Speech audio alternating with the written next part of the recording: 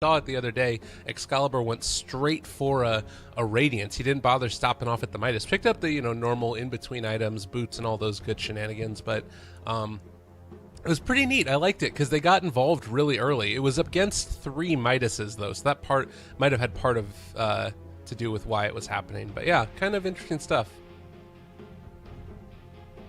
Yeah, I think Longdroid's an interesting hero at the moment because I think the ranged build is actually viable. It's just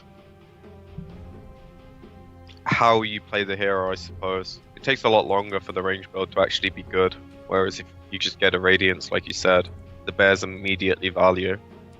And if you get it at like 15 minutes, killing 3,000 health bear is not fun. I imagine it also has to do with the comfort of the player playing the hero as well. If you got a guy that's really great at micro and controlling each of them individually, then you're probably going to want to go for a more bear-oriented build. But I guess there's merit to both of them. I just like that it's possible to play it in these different ways. It's so cool. Yeah, I mean, flexibility is an extremely important part of the game, which is why you see heroes like Slardar, etc. so high priority. Not just because they're amazing heroes, but you have ways of running them in different ways. Absolutely. And it just opens your draft up. Well, that is some aggression if I ever saw it. Darkseer and Slardar.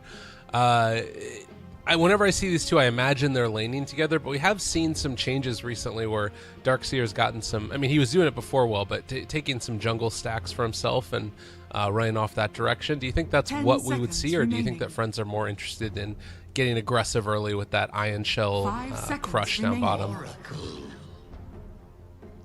With the Oracle, I think it'll be slightly less aggressive and more farm-based.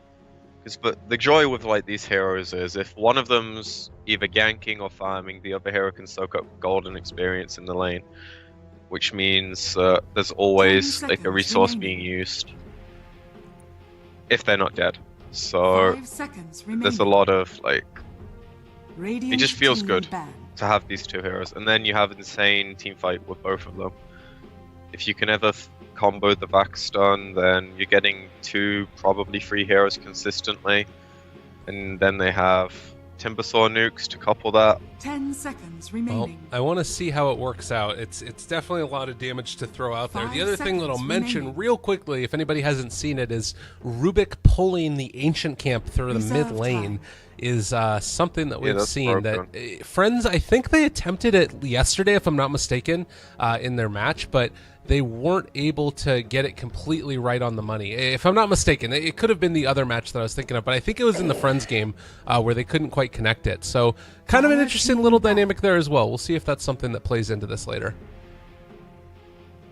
Yeah, I remember casting a game with that, and yeah. Anyone who does that, you can understand they're doing it to win the game, but it's just that is not something that should be in Dota. We'll see. It completely destroys the game, and yeah, not your favorite. Because your counter to it is so stupid.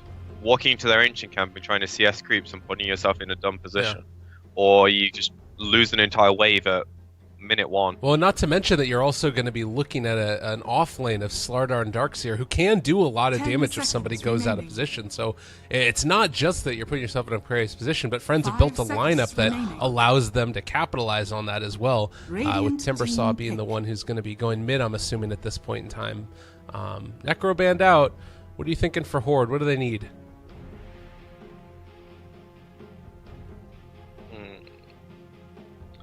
I'd say all the obvious heroes are gone, but alright, so this is actually the same situation where I was casting the game, and I justified the ancient pulling by saying the other team had a Huskar. So now I can justify it, because I hate Huskar with a passion. But what the hero does here is it fits into how they want to play the game. Well, we'll see. They want this group up and kind of end the game around 15 to 30 minutes, depending how strong they are. And then they've also got the Oracle to combo with it, so let the cancer begin, boys. I'm excited. We got ourselves Oracle Huskar. Just when you thought you were out, they pull you back in. I mean, if you look at it, it's basically just all built around that Huskar with Lone Druid there to maybe push out lanes at various points if he gets the Radiance up online and also hit towers later on. But every hero in this Horde lineup complements the Huskar or the Lone Druid. It's going to be interesting to see how that plays out. Do you think that Friends have the damage to deal with one of those heroes getting out of control? Like, Timbersaw's pretty good, right? Yes and no. It's like very timing based. When Horde get to the point where they were last game, where they like got their first run of items and they grouped up and started hitting towers, they're going to be really hard to fight into. So Friends have to play the game in a way that either destroys them in the laning stage, which is definitely doable. It's not easy because of Iron Shell being the way you do that, and Oracle being a very good counter to it, but you can still play around it. And then you can also like do the thing, etc. But their job is basically never let them get to a point where they can 5-man, pick them off, push in lanes, which they have good heroes that do. Slack and Timber are very mobile cores that can push in lanes fairly safely in a lot of cases, and then Iron Shell is the safest way to push in any lane ever. So they definitely have the way of doing it. And then if ever they get to a point where Horde are, okay, we're just going to 5-man. We have to take whatever trade we're getting, but we're going to 5-man. Then they still have to play into this somewhat big team fight element of the vacuum, Timber combo, etc.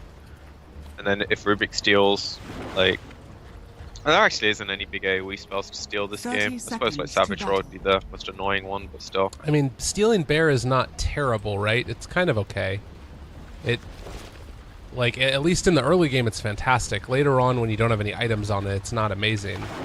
Am I remembering that correctly? I don't think I've ever stolen Bear, but yeah, it's a warding tool if you steal it. A very tanky warding tool. Ooh, and a little bit of shenanigans going on as an early smoke is going to come out. No Fear and Big Gnome hanging out in this bottom lane. They want to get aggressive, but realizing that there could be that potential. It looks like Horde is going to send the Huskar to the top lane, and it's going to leave Beastmaster all by his lonesome. And that feels like it could be first blood. Smart, boys. It could be, but I think Friends will not want this lane matchup because their Slack is a very pivotal hero to their draft, and he doesn't deal with early pressure very well. And he's going to see the lane matchup now and be like, team, please help. And if they don't get this kill bottom, then which they're not going to get because of where the lane's positioned, this is going to really hurt Friends, and Horde are going to get off to a good start. And you see they're immediately TPing, but their tri-lane does not much well against Horde's tri-lane. Yeah, and this also means that they're not going to get the pull in the mid lane either, so I mean, not that that's integral to their strategy, but it was something that could have been good. Yeah. Like, playing a melee core in a tri-lane is just so annoying. They got the best hero, like Oracle got so far out of position, and now he's dead. First blood, turn it back around though. Big Gnome is going to die to the Huskar, and it looks like that is about to be it. But, I mean, with an Ogre in lane as well as a Huskar, it feels like it's going to be a tough one indeed. Yeah, the fact they got that is... it's really nice for them, because that's something you wouldn't expect, I think. If Pablo's in good position like he is at the moment, then he doesn't die. And you have to go on the other two heroes that are just, like, too tanky and too much turn potential. Whereas now they kill the hero, they push the lane out, they get a pull, so Slack's going to get some CS under the tower, and he can play the lane a bit easier now. Well, and the other nice thing about this, I kind of like this lane. It feels like for Afterlife is going to be pretty easy. Does Beastmaster have to worry about getting dove at a certain point? There's not the most kill potential for Darkseer, but what there is the ability to push this wave in and constantly farm like these two camps. To the side. He will get way more out of the lane overall. Okay. Well, and meanwhile, mid lane, Yoku is just having to deal with an Excalibur Lone Druid. We talked about this earlier and how effective it could be. With No Fear rotating in here, she's going to place a ward, I assume. Is there any chance that they could kill off Lone Druid? Is that a bit too tough? I think they need like an Iron Shell Slider to kill him. and him to probably not have used his Roar yet, because that spell's just too good at getting heroes on top of you, not on top of you anymore. So he should have a pretty good lane. Like, I imagine Timbersaw trades like 60-40 in Lone Druid's favor, and he gets like a good enough lane. Excalibur will be happy with this, and then Horde should be content with their top lane. It's in like a perfect position now where the Slack can't contest any CS. Beastmaster's just CSing under the tower bottom, so he shouldn't miss many, especially with an Iron Tower, and it's all going well for them. Alright. It's kind of up to friends to do something. I like with their two roaming these supports. plays that they're making too. I mean, Excalibur sending back the bear, it's going to heal back up and can keep the pressure on Yoku consistently. And meanwhile, top lane, you look at the way that this is working out, and they can try and get the pulls going, but it just ends up being a single pull, and they're going to be constantly harassed here. The pull back in onto Ake, but the tower is not hitting them, and well, maybe a crush follow-up can do something, but they're getting ready to just keep the pressure on. Aloha Dance is in a lot of trouble. Still taking the Burning Spears damage, does have a salve, and is going to be forced to use it in a second. That's about it for regen. They have 2 tangos between the 3 of them. Yep, life is, and now Ogre's pulling the wave as well, so they can get Dove really easily. And they're going to deny this CS as much as they can, and then they're going to have lane control, if they want it. Like, Ake can just tank the creeps, pull them here, and Slack's life becomes a living nightmare. Nobody else has TPs on the rest of the team either, so no help can really come. And I'm looking at the rest of the side of Horde. They've still got a Salve, 5 Tangos, and an Ogre, not to mention the fact that they can just hop over to the shrine afterwards and fill up if they need to. I mean, can friends really, what do they need to do to switch this up? Is there anything they can really do? I think the best plan is make something happen in the other lanes if possible, because Slack is not the worst comeback hero if you can give him a bit of room. But right now, like, the thing that's suffering the most is definitely like the Slider and the Rubik not achieving anything. The Rubik doesn't even have boots, you know? Well, it looks like they're going to take your advice, and they are going to bring Bignum in here. This does still feel like it's a possible kill, but not an easy one by any means. Yeah, they have to just like play this game really well to not get cheesed. And I actually do think Excalibur's going for the ranged build, because you normally don't buy Aquila if you go for the... You normally just buy Bassi at most. Right. I could be wrong though. I would like to see it, because I think it's a little less all-in with the push. It helps them scale better. Well, this might be the moment that they're waiting for, the sprint forward, and they're also going to bring in a couple of TPs here. Not quite in the best of positions, but, well, the Crush is going to find Pablo at the very least. Roar turnaround, Afterlife in some trouble, and God, from bad to worse. Ake trying to get the body blocks, ends up finding Bignum. Oh, good play right there as well. He is still going to get out, but I don't think he's long for this world. Pablo with the double kill.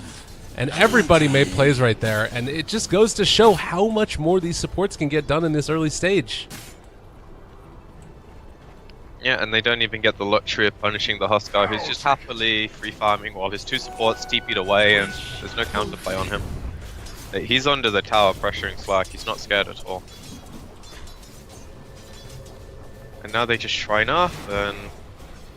Oh, Warwick. Right. He's gonna get ran at, but he is still a Huskar. It seems like it might be a bit tough. Well, okay, no, they're just gonna find the kill. Iron Shell.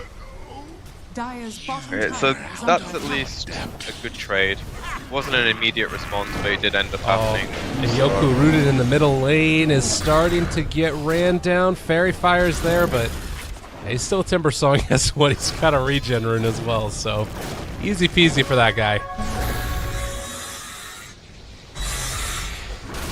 Yep.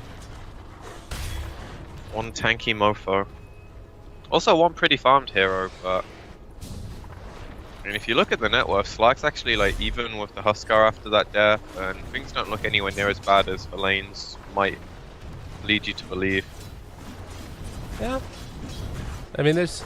It's just the Horde really don't mind if their almost even because all their heroes do way more with way less.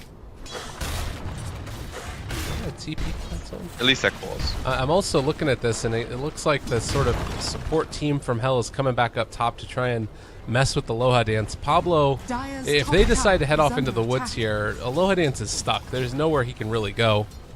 But maybe in the jungle right now, they're going to be able to find something. Excalibur is here. No Fear as well as Bignum. Scouting it out and wanting to find this kill. They're waiting for the rest of their buddies to pop in, but just like that, not able to find him. And he doesn't even have Roy yet, so he's playing like super ballsy and just having a good read on the map. Allows him to survive. Afterlife? Important. Horde has whirling axes. He's going to drop. They find another kill, missing the crush. Bignum also in some trouble. Man, there has been a collection of plays this game. Yeah, it doesn't look like Friends are running as crisply as they were game 1. And I think a degree of that is, if I know they need to put pressure, they're probably saying something along the lines of, we need to do something. Because otherwise this Huskar's going to get armlet, this Lone Druid's going to get whatever item he wants. Mostly just levels, actually. And then they're going to run at us. And what do we do to stop that? Well, we smoke with Iron Shell, and we go to the Huskar, and we try and impale. That's going to be a nice catch. They're gonna do. They've got him out here. Pablo is still in the area. No level 6 as of yet, so he is going to be forced to TP away. Can they break it out? Vacuum! Oh! A little bit off the mark there. Would have been a nice one to pick up. And now you see like the immediate response from Horde is E-Skills pushes bottom, Excalibur comes out the jungle and pushes the mid lane into the tower because they saw 5 heroes top. And yes, it's really good they got the Huskar, but he bought his armlet before he died. He still got a bit of money, and now they're in this position where Slack has a TP, no one else does. So this tier 2 tower, it's gonna lose like half its life. And that is not a worthwhile trade if you just look at straight up. And he can just stay here, and happy as can be. Meanwhile, over to the other side though, Huskar got pretty far forward there. Yoku wants to get aggressive, does still have a rune, and is going to be able to chase this. Armlet toggling, trying to stay alive, and does bring it through. Oh, he might have overstepped his bounds a little bit though, and is going to take some burning spears to the face. He's got 5 stacks on him. He needs to pop it and start bottling. Looks like he'll be able to survive. That was pretty close. Yeah, it's a very volatile matchup. Like if he overcommits and doesn't kill, magic damage is the best way at dealing with Timber, and Huskar does a lot. He's only level 6 at the moment though, so he doesn't have the full levels. It looks like Excalibur is going Radiance now. It's on his quick buy, so... And this was what he did. He got it at a decent time build-up recently in that other game that we were watching, and then they basically... They didn't use it as much as a farming item, but they might now since it's, you know, the Midas that's the option they decided to go for earlier. Maybe they'd go for more farming into the late game, or do you think that it's just get the first set of items and then build around Huskar just dominating? Pretty much that.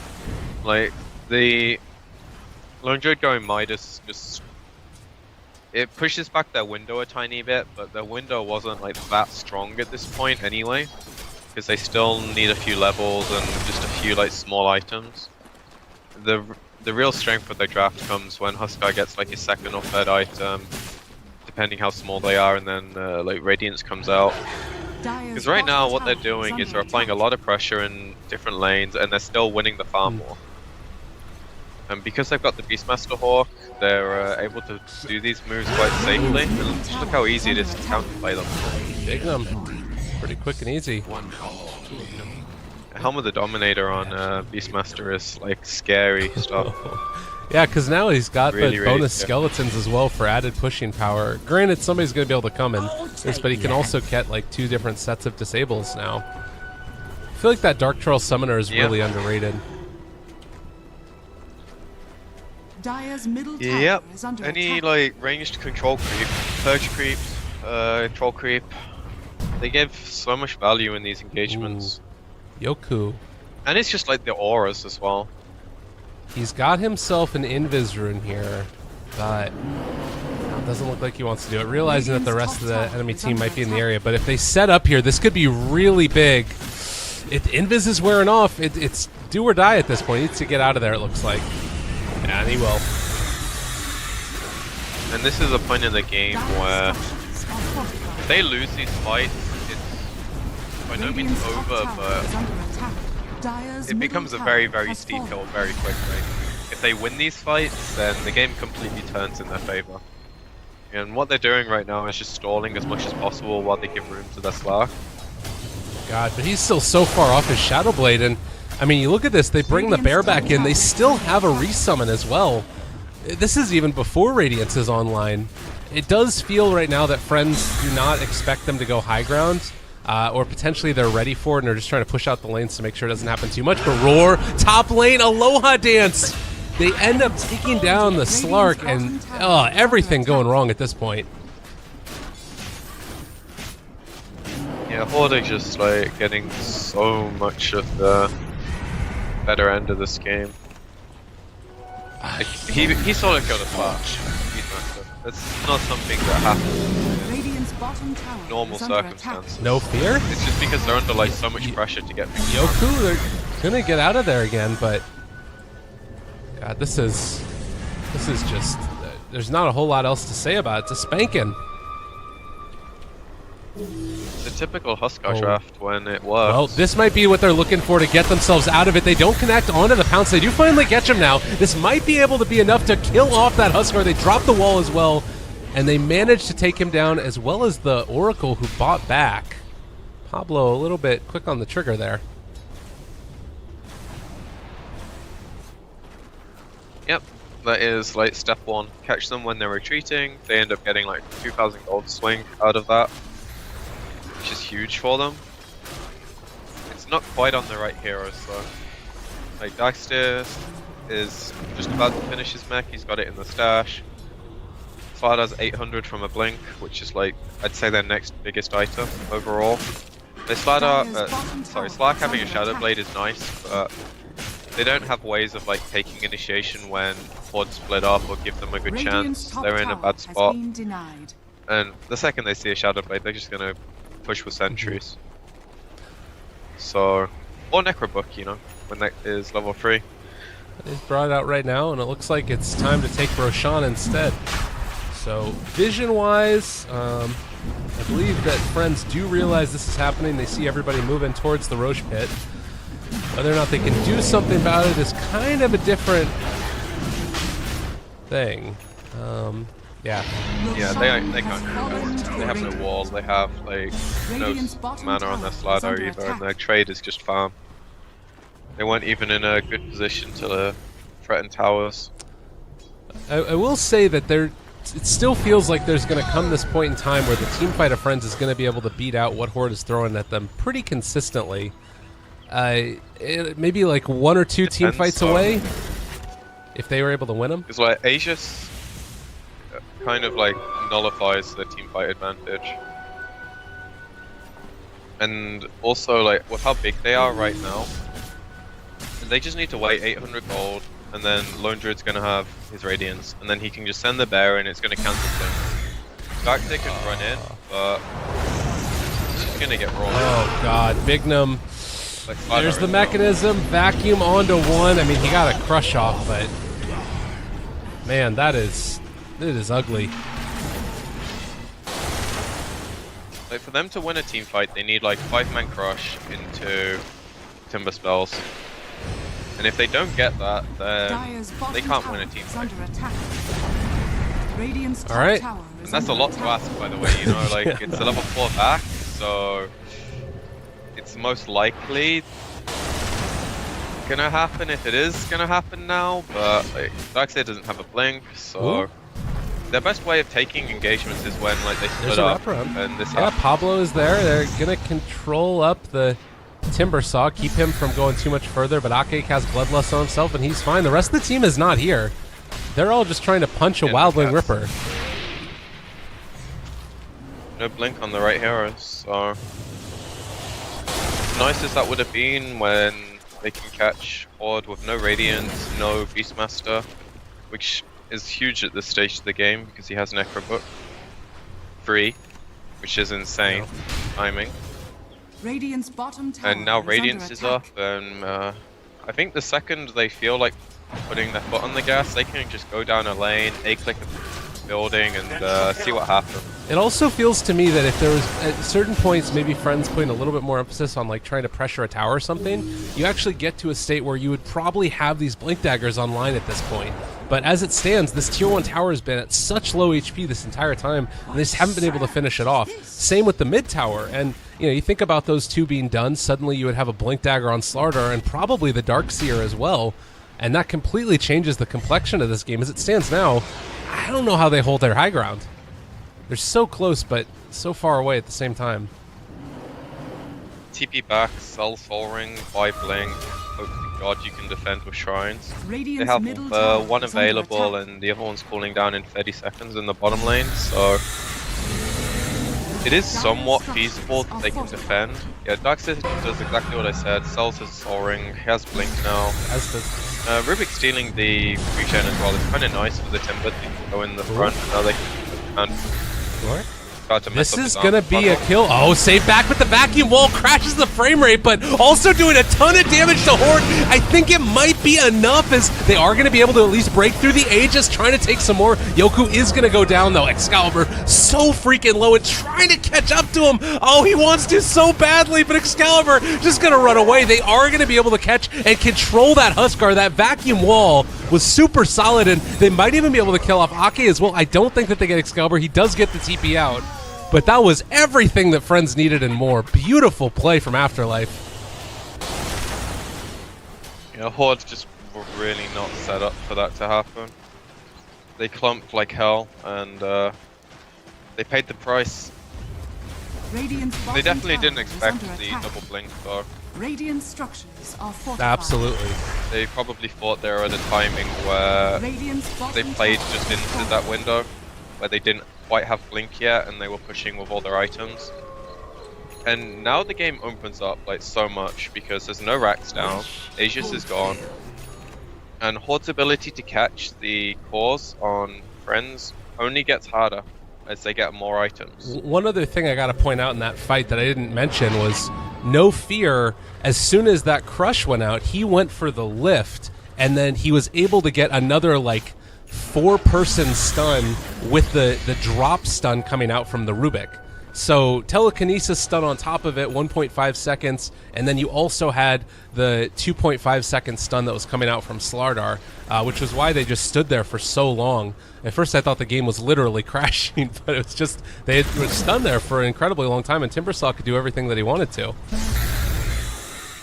Yep, same thing with Slark, and when you have 5 illusions, 1 or 2 iron shells, game doesn't look so hard anymore. Definitely. Radiant's And this is middle kind of tower where is the under game attack. completely turns for most of these kind of quote-unquote all-in push strats. If they get a Rax but trade their team, they're quite happy with it. But that situation, now they're gonna try again with Aegis because they know they don't have room to like play this game out. It's only gonna get harder. They're about as strong as they're ever gonna be in relative like right now. Alright. So they just need to not have that happen again. They already have Necrobugs out, but like their backline. Hot dance up there, another 4-person back wall, a big crush follow-up. Everybody from Horde is going down. Gork is going to die as well. Skill, are they going to be able to kill him off? Afterlife very low, but everybody is going down from Horde. Excalibur controlled as well. 5-man wipe. Friends take another, and oh my god, what the hell? How do you just let that happen twice? They got their axe, so I don't know if you're happy trading 2 wipes for rats, especially one with an Aegis, but considering they were dead as all hell anyway, they were probably quite happy they managed to get the rats when they get 4-man walled again. It's like the way these fights are getting initiated is Slark is walking in through vision, and then they kind of try and punish that, and maybe they forget there's a blink in the game, or there's a Darkseer, and they all show. Slark's doing a really good job of like providing the vision for the Darkseer to go every time. And if they don't have that vision, which is kind of like Horde's game plan, because they have the Necrobooks, so they can de-ward all the vision, etc. They have the Hawks, so if there's not smoke, they should have vision advantage, but the Slark's just providing them normal vision by walking in, not a care in the world. Just look at the the swing as well. I mean, it was at about 5,000. Now we're down to almost 7,500 lead into their favor. And this is the point that we're talking about. You're basically running a 2-core lineup here. And how are you going to stop it? Aloha Dance just going to jump in onto Pablo again. A vacuum wall back onto 3, but actually it wasn't the wall drop, excuse me. They are going to continue to hit onto the Huskar, bringing him low. The wall finally does go out, and Pablo is already down in the midst of this. Timber Chain a little bit off the mark, but it doesn't even matter. They're so big and tanky at this point. They lose their Slardar, but they take down the Huskar and that and the Oracle. They're going to push back again with the Bear, getting a stun onto 2. No Fear stole away with False Promise, but it is not going to amount to a whole heck of a lot. He ends up dying in the end. But still, this is showing Friends incredibly confident with their play at this point. Yeah, they're in a position now where they can dictate the flow of the game a lot easier. And they know there's no Necrobook now, and they're fighting under a ward, so they can just go again. Another 3-person vacuum. There's no follow-up, but it just looks so pretty every time. Pablo is invis for the moment. Yoku going through. Oh, did Aloha Dance go a bit too far? He ends up paying for it. Now Yoku continuing to control. At least they thought they could. He's still surviving through this. He's got another Timber Chain that comes out. Oh, good stun. Ake keeping his buddies alive. That probably would have been the death of Pablo, but now Yoku getting life broke by the Huskar, continuing the chase. Wants to go through everybody. He doesn't find the kill. Excalibur alive on 92 HP. Oh, man. And you can see how close they are to just getting these team wipes again, but they need everybody. Alright, small counter first, small counter. Sorry. Friends are just making the game interesting, you know? Oh my god. And now Roche is going to be the big turning point. Because it's Friends' game to lose at this point. Horde like crashed their head against the buildings, they've lost a ginormous part of their advantage, and their heroes only really get weaker in comparison at this stage. They can still go later, but Friends' lineup is much more suited towards that. And, I mean... So they'd much rather end the game like now. And this is the time as well. You've got a Huskar DD online, so he's dealing a ton of damage, but it's feeling very scary at this point. No lane pressure either. Like, all the lanes are pushing into Friends right now, so if Horde were gonna take Roche, it's like... Well, here's the smoke. But if they smoke into the shrine, like, bad things can happen. They should be aware of this, though. It looks like they're just smoking to see if they can catch somebody from Friends as they are thinking about heading out. Oh, they're gonna see Rubik. Yeah, they did lose that. But that's not a... He sells a TP. Yeah, Rubik's not an important. He can get there. Starting to hit away at this. You need to make some type of move, Friends. This is going to drop so quickly, and well, Afterlife is there, does have Blink available, wall as well. They're looking for their opening and trying to guard the way at the front and center. This is going to be Roche down. They end up losing it away, and Horde take it. Oh, Yoku? Are they going to take this fight? They drop a Sentry Ward, spot out Aloha Dance. They got the roar on him. There's the back wall onto 2. It actually doesn't really connect that well. Gorg is still there as well, and they are not able to bring anybody down as of yet. BKB already popped by Aloha Dance. They're able to steal away Inner Vitality with the Rubik. It's not really doing a ton, though, and the Bear is down low, but another set of Suns comes out and controls Aloha Dance. A whole lot of kerfuffle, but nothing. Radiant's top tower is under attack. Pretty good for Horde overall, though. Sorry, for Friends, sorry. Radiant's And, like, top tower is under attack. they don't lose the fight there. Unfortunately, they like, use a few BKBs, but... A BKB. And I guess now, if you're looking at this, you're going to have the Sanjin, or rather, not the Sanjin Yasha, excuse me, the Heaven's Halberd up soon for the Huskar. Is that a big turning point? Like, or do you think that, like, they hit another timing where they're going to be able to keep the pressure on Friends? This is like, I'd say, the backup window. where they have AC, and it looks like they want to use a few more minutes of stages to farm and maybe build like a Mask of Madness on the Bear. As you said, the Halberd on Huskar. Maybe like a Vlad's could also get thrown into this at some point. Like, E-Skills is still like halfway towards one. But yeah, this is like, they might as well go now.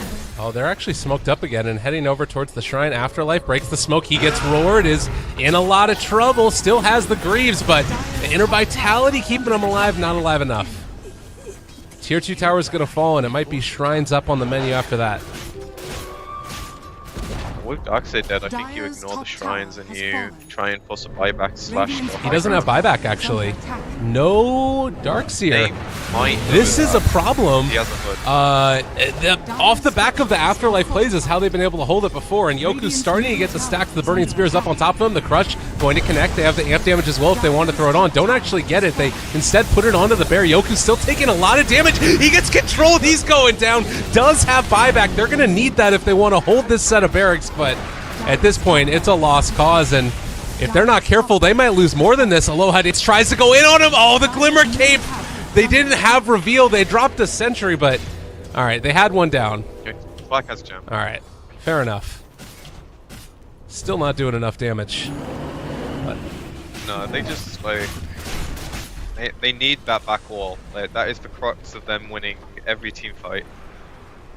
Sorry, it's not just the wall. It's like also the double stuns and then the nukes, and every fight they've won, it was like 5 heroes, 4 heroes.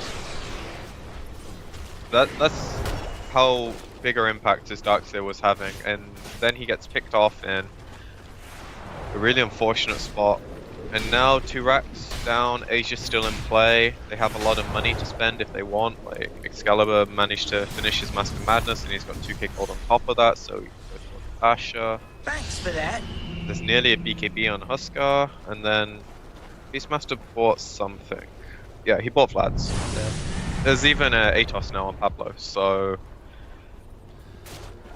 this is like the amalgamation of all their farm put into one window. Well, and it's also particularly great against everything that Friends has thrown their way. Like, they don't have the MKB online. Obviously, Silver Edge, it's going to hit no matter what on the first strike onto Huskar, and then you break the passive, but every subsequent one, I mean, they need to rely on somebody else to get that HP down. He's at 2,600 HP, has lifesteal just inherently as part of his kit, because that's a thing. Like, this is tough. Yep, and considering that Friend's best way of taking this fight has already happened 2 or 3 times, Horde are hopefully aware of how they lose this fight. So they just need to play around that vacuum. And there's multiple ways of doing it. I think the best way is just having the Bear somewhere near Slardar. Because it doesn't matter if you get back. It matters if you get crushed. So if you can cancel his blink like they did in the mid lane with the Bear, then he can't go. And I think Friends are doing the right thing here, where they try and fight outside the base, because it gives Horde less time to set up. Oh, Aegis actually expiring now as well. They have found one. Oh, a good roar. Times it out perfectly. The Crush does not hit onto anybody, and this is about as bad as it could have gone for Friends. Pablo low, but it doesn't matter. Aloha Dance trying to make anything happen at all that he possibly can, but that's going to be a dead one. And GG, well played, ends up getting called as a little bit of a failure, but more importantly, a great roar by Beastmaster seals the deal. And Horde are going to move on into the next phase of these qualifiers. Friends are out.